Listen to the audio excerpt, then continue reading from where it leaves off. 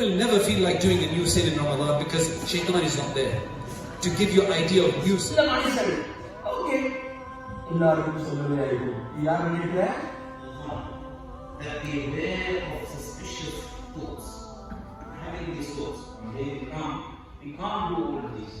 We can't go to the mosque. الحمد لله نحمده ونستعينه ونستغفره ونؤمن به ونتوكل عليه ونعوذ بالله من شرور انفسنا ومن سيئات اعمالنا من يهده الله فلا مضل له ومن يضلل فلا هادي له ونشهد ان لا اله الا الله وحده لا شريك له ونشهد ان محمدا عبده ورسوله ارسله بشيرا ونذيرا بين يدي الساعه من يطع الله ورسوله فقد رشد واهتدى ومن يعصهما فانه قد غوى فانه لا يضر الا نفسه ولا يضر الله شيئا ان خير الحديث كتاب الله وخير الهدي هدي محمد صلى الله عليه وسلم وان خير الامور عوازمها وشر الامور محدثاتها وكل محدثه بدعه وكل بدعه ضلاله وكل ضلاله في النار.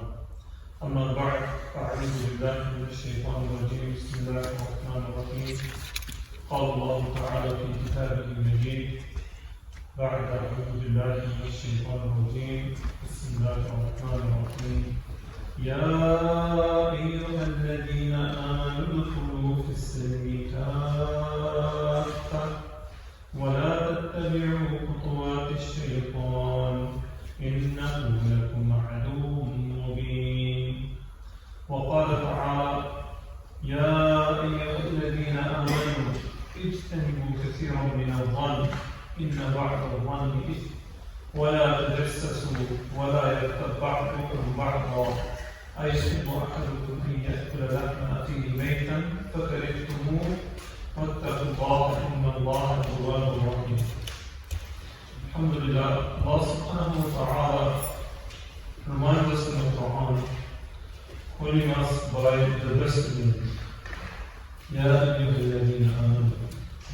A little while ago, 2 weeks back actually, I was at a Quran retreat. We spent the weekend away at Pembrokeshire. And we were focused on this ayah. So this ayah is from Surah Al-Hujurat. Hujurat refers to a hujra, a private room, like a bedroom or a chamber. And this is a surah that most of the scholars they refer to as Surah Al-Hujurat. This is a surah that teaches us good manners. First with the Prophet ﷺ, then with our other believers, then with humankind generally. And Allah subhanahu wa ta'ala mentions a specific part. In this surah alone, Allah subhanahu wa ta'ala repeats again and again, Ya ayyuhalladhina amanu.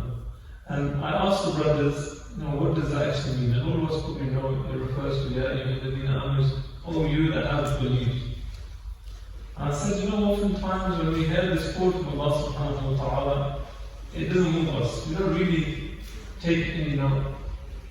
And because it was a youth retreat, mashallah, there's a lot of young people there, I said, if I called you by other names, that would stir a lot of emotion. So if you happen to be a supporter of the Reds, happen to be Lion supporters, and I said, all you Reds, everybody would become very emotional there.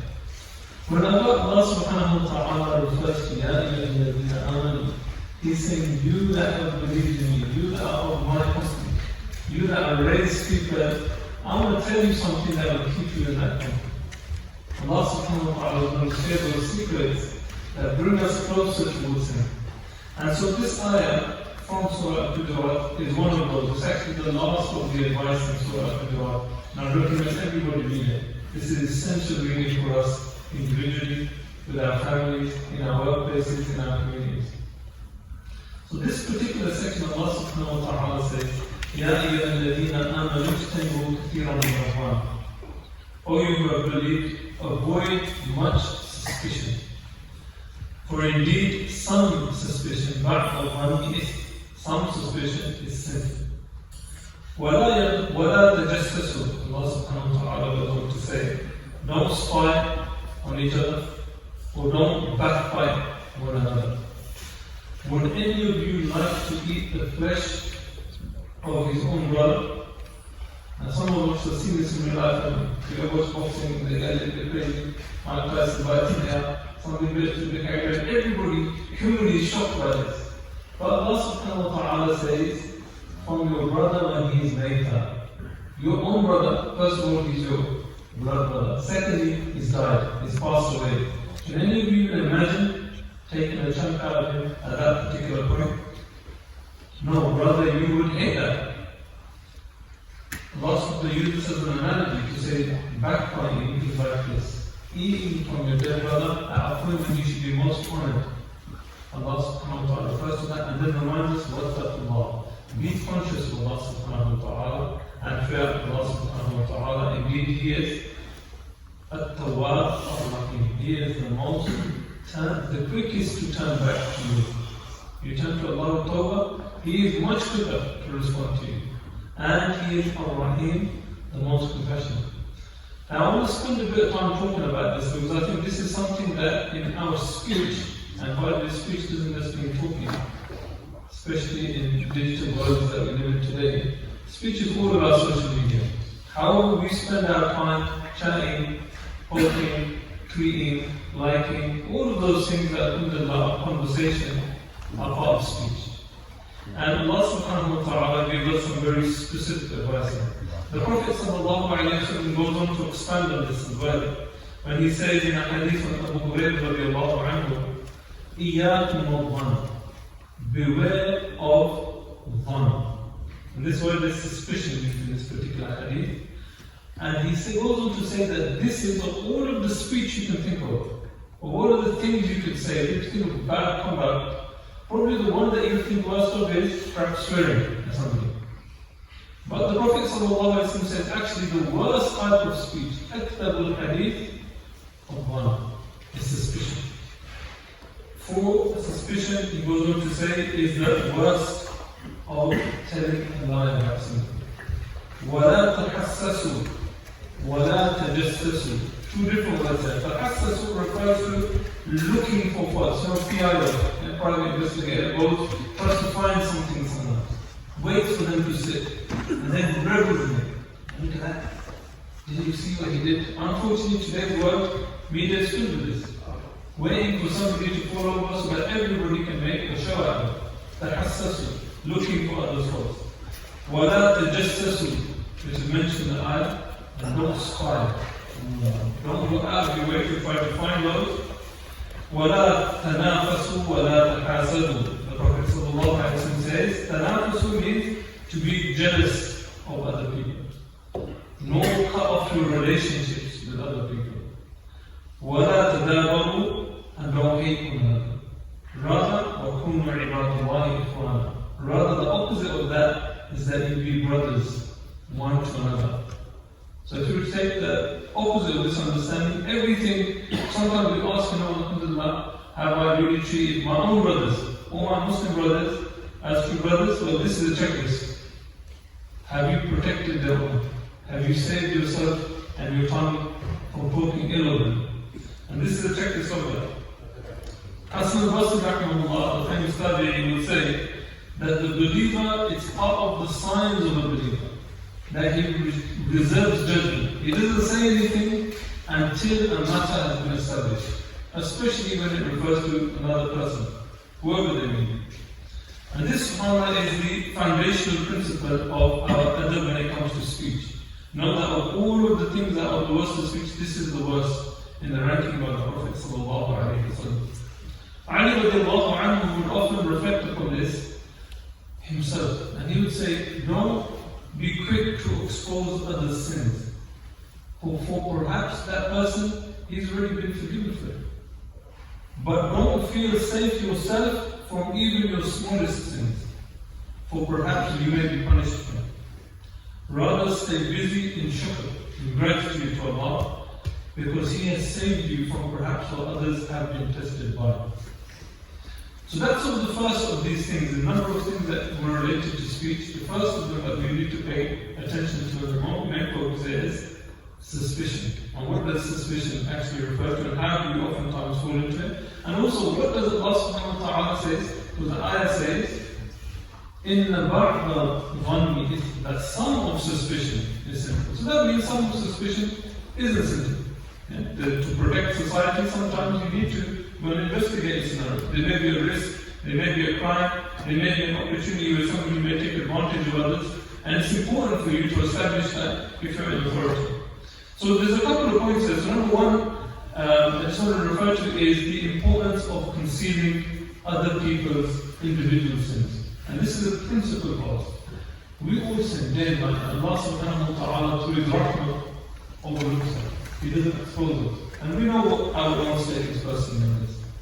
The first principle for a believer when it comes to this topic is, if you know that somebody has done something wrong, and it's a personal issue, it doesn't affect other people, then concealing the sin is from the other of the believer. Then if you see something wrong, you know that, you witness to it, for their betterment, you perhaps address it to them. Give them some personal advice. Not in front of everybody else, give them some personal advice. At a time when they're likely to receive that advice. But more importantly is to conceal their sins to others. And the Prophet ﷺ, if you look throughout the seerah, you see this on numerous times. The example is given in the ahadith, is mention of a man called Ma'is, who came and he confessed his sin. And similarly, a woman is narrated from the tribe of Ghamidi. She also came and confessed her sin and said, I have done something wrong. I have had a child out of wedlock. And the Prophet ﷺ, actually, first thing he did was he turned away. He didn't even say anything, he just turned away to indicate that this was something disliked, but something that she was individually responsible for, and in the case of Ma'is, that he was individually responsible for. And then they come back because of their taqwa, because of their fear of Allah subhanahu wa ta'ala, they say, Ya Rasulullah, I've done this. Tell me, how do I rectify it? How do I address this? Addressing the Prophet sallallahu alayhi wa sallam. And on numerous occasions when they returned, then the Prophet sallallahu alayhi wa sallam, in the case of the woman from Ghamidi, he said, go, deliver the child. And once you've delivered the child, then return. And at that point, because she insisted upon it, and the hudud had to be established, this was under Islamic state, at that point then, they were given the punishment for their crimes. So this is the first point, is always protect the believer, their honor. If you know that they've done something wrong, then conceal that. The second point is those people that are open and publicly commit sins, which is quite common these days. Unfortunately, social media and general media is filled with people that revel in this, people that enjoy talking about it. For them, it's important to protect yourself, your families, and the society. And even in the time of the Prophet ﷺ, there are instances like that of Organised, who was sent to the wife of a man who was accused of adultery, and she would constantly be engaged in this action, and so he sent a delegate to make sure that he removed her from the area that she was in, so that she didn't harm other people. In our community, it's a drug situation, grooming situation. There are risks to us, to our children, to others around us, and it's important that we raise our voice on those issues. Not addressing necessarily the individuals, but addressing the problem that we need to address. Then, of course, there's that of a qadi, in the case of establishing for evidence when somebody has got a genuine grievance. If two people were to come or more to come, then it would be the job of a qadi to go and address that. The job of a judge to go and evaluate that. And then the last of them that is completely impermissible is suspicion without full justification, without full investigation to the thing that's being referred to. And throughout the examples of the Khulafa, we see this. Even in the example of Umar radiallahu anhu. Umar radiallahu anhu was the ruler, Amir al-Mu'mineen, the leader of the believers, Khalifa of the Muslims. He was the one in authority. He was the equivalent of today's President, Prime Minister equivalent. And so he had the ability to exert that. So he would, in his care for the community, he would spend the evenings going out at night to see if there were any needs that he needed to fulfill as a ruler. On one occasion, as he was passing by a house, he heard somebody inside who was singing. And he could tell that that person didn't sound like he was there.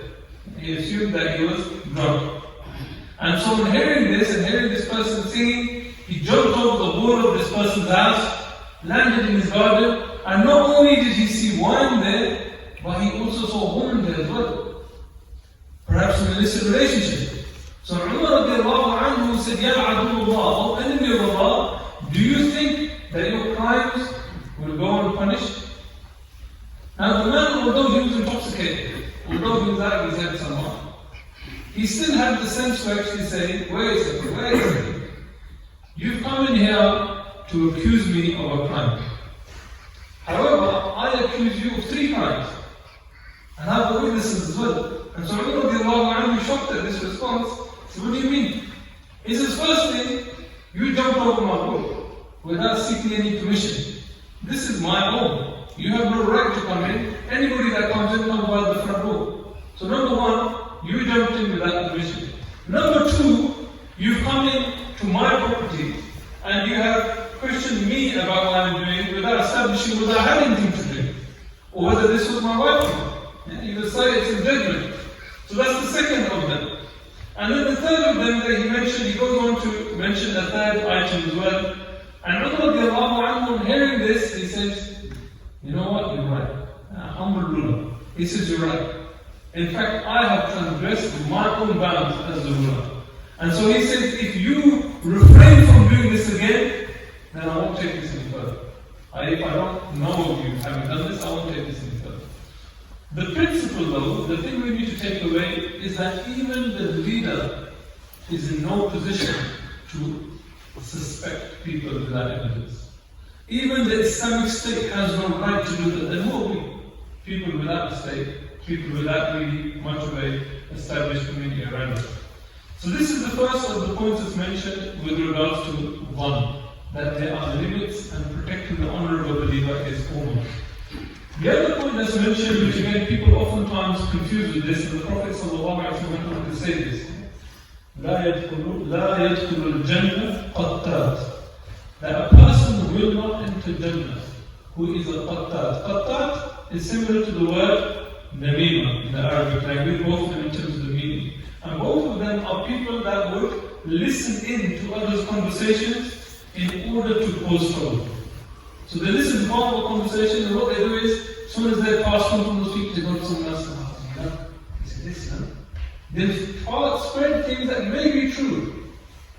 And we know the hadith of the Prophet ﷺ, when he passed by a grave and he said this person is being punished because of the minimum. She will hear things, perhaps that may be true, but she'll go and spread them to people who weren't privy to that particular conversation. So this is related to the concept of suspicion, but again it's based on truth. It's actually a true fact that they heard, but they had no right to pass that information on. So we talked already about the importance of protecting the honor of the believers and not spying upon them, not trying to find fault in what they've done. The Prophet ﷺ said, if you do have doubts, and we often do, every day there's something that passes through our mind, we make judgment. It's our nature to make judgment. If any of us was to see a lion and not make a judgment, then it would be not only irrational, but it would be unsafe. You have to make judgments, it's part of our nature. The real question is, have you validated that judgment being correct before you take action? Or have you provided personal one? Have you given an opportunity, the best of thoughts, to the believers before taking action? And inshallah, after the second khutbah, we'll talk about how to go about doing it.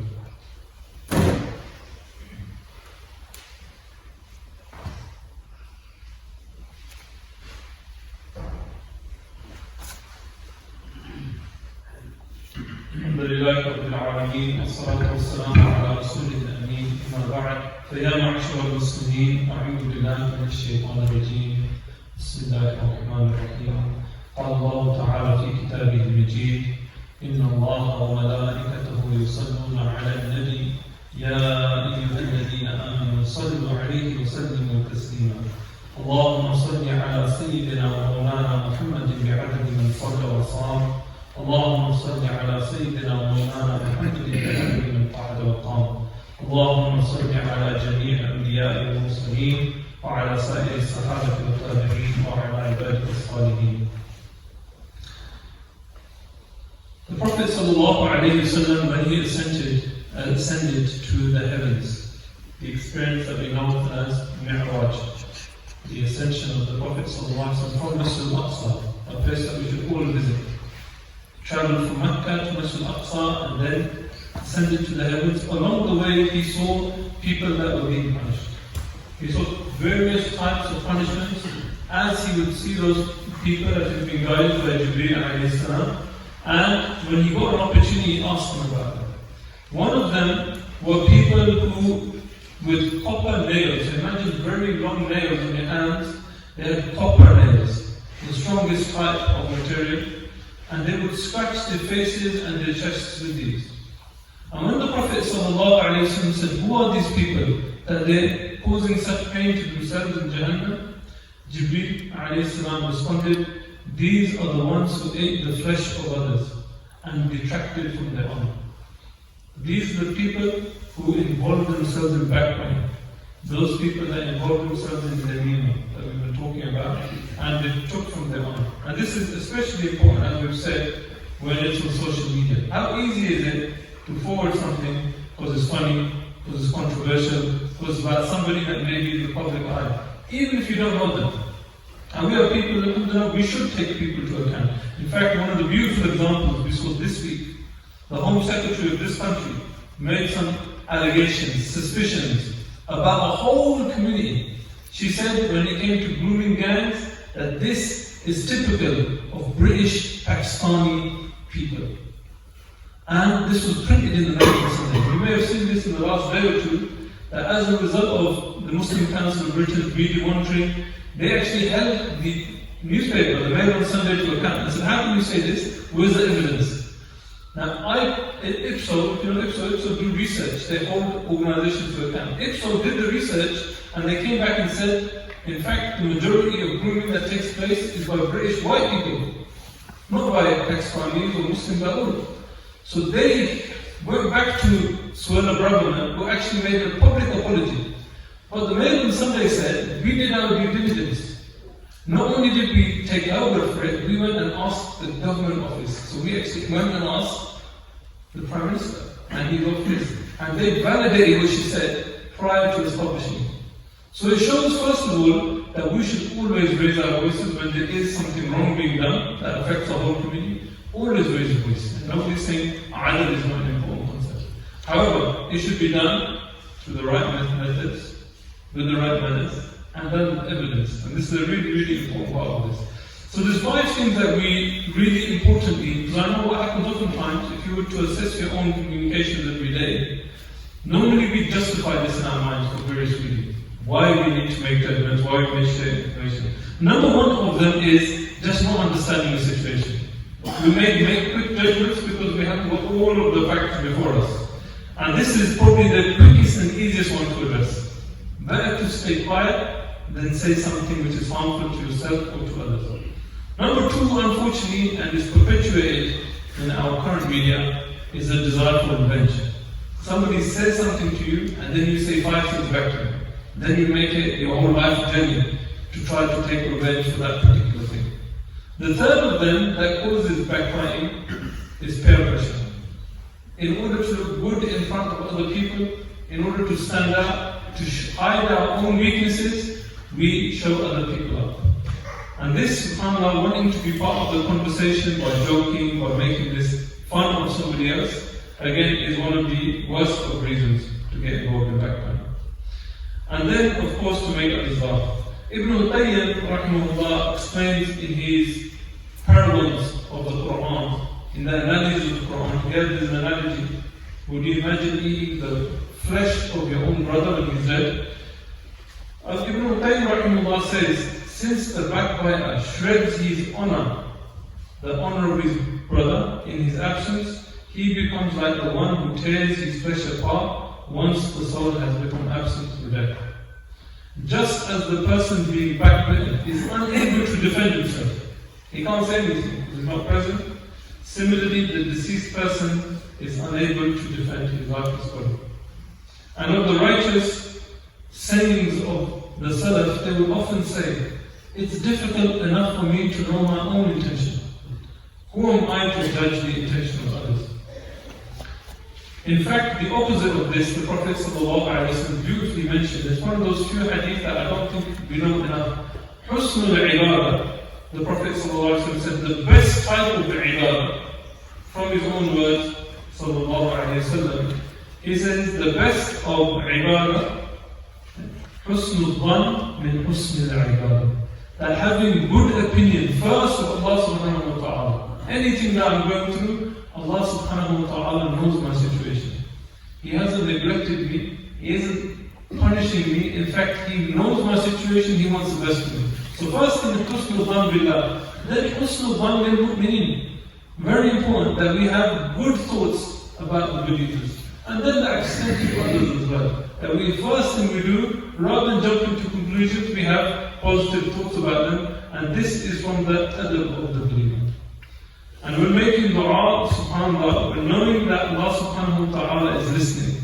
Knowing that He wants our best, then your dua will always those of hoping that He will forgive you. Hoping that He will give you what you need. Knowing that He is the only one that can fulfill that, that's part of husnul dhan. To think well of Allah subhanahu wa ta'ala. Trusting in Allah's will. And the Prophet sallallahu alayhi wa sallam went on to say that the opposite of backbiting, in a beautiful hadith, he said, إِنَّ مِنْ أَرْبَ الرِّبَى. Of all the types of riba, interest that we normally hear of, the Prophet sallallahu alayhi wa sallam said, إِنَّ مِنْ أَرْبَ الرِّبَى الْإِسْتِطَالَ فِي عِرْضِ الْمُسْلِمِ بِغَيْرِ الْحَقِّ. Whoever protects the honor of his believing brother, Allah subhanahu wa ta'ala will protect his fire on the day of judgment. That if you want a way of saving yourself from Jahannam, then you protect the honor of your believing brothers, and Allah subhanahu wa ta'ala loves that, and the Prophet sallallahu alayhi wa sallam reminded them. So on that, alhamdulillah, we'll end, and the Prophet sallallahu alayhi wa sallam reminds us throughout this surah. Surah Al-Hujurat is the surah of manners. For us to reflect upon this in this special month and every month after it, to live the example of the Prophet ﷺ begins first with husnul dhan, thinking well of others. Second, by protecting the tongue from saying things. And thirdly, to go and establish the truth of a matter before making any judgment. And alhamdulillah, be witnesses and shuhada lil-haq. ربنا هب لنا من ازواجنا وذرياتنا قرة اعين واجعلنا للمتقين اماما. اللهم انا نسالك رضاك والجنه ونعوذ بك من سخطك والنار. اللهم اغفر للمؤمنين والمؤمنات والمسلمين والمسلمات الاحياء منهم والاموات. اللهم انصر من نصر دين محمد صلى الله عليه وسلم واجعلنا منهم. اللهم انصر من نصر دين محمد صلى الله عليه وسلم. اللهم انصر اخواننا في المسلمين في فلسطين وفي شام وفي بورما وفي كل مكان يا ارحم الراحمين. عباد الله رحمكم الله، ان الله يامر بالعدل والاحسان وايتاء ذي القربى وينهى عن الفحشاء والمنكر والبغي يعظكم لعلكم تذكرون. اذكروا الله يذكركم وادعوه يستجب لكم ولذكر الله تعالى